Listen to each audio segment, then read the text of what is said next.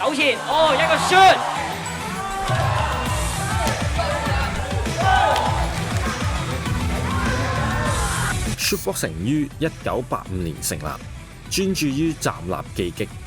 比賽從站立姿勢開始，勝出者亦需保持站立姿勢。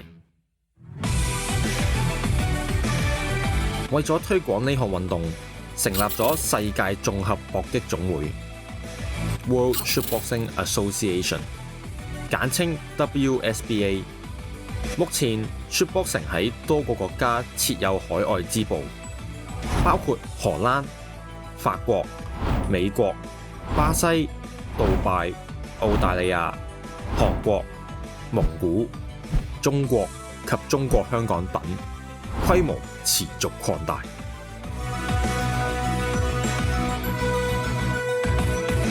Shootboxing 以體重同經驗劃分運動員級別，比賽採用回合制，運動員可以透過以下方式得分：技擊包括拳擊、腳踢、失重及批踭；投摔分為前投摔及後投摔。若成功做出高過自己腰部嘅拋物線，雙腳離地並背部摔在擂台上，即可以獲得 shoot point。站立關節技及窒息鎖有效施行可以獲得 catch point。喺2017年起，中國香港綜合搏擊總會同 WSBA 合作推廣搏擊活動，並正式成為 WSBA 海外支部。本會係香港唯一一個 WSBA 認可嘅機構，每年喺香港舉辦新秀賽、精英大賽、香港國際錦標賽，賽事亦設有兒童組、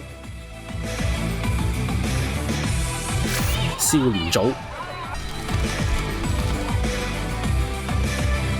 業餘組及專業組級別。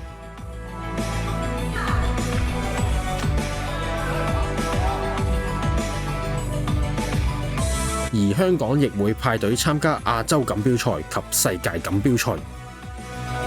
除咗比賽，本會舉辦 WSBA 認可嘅教練班及裁判班。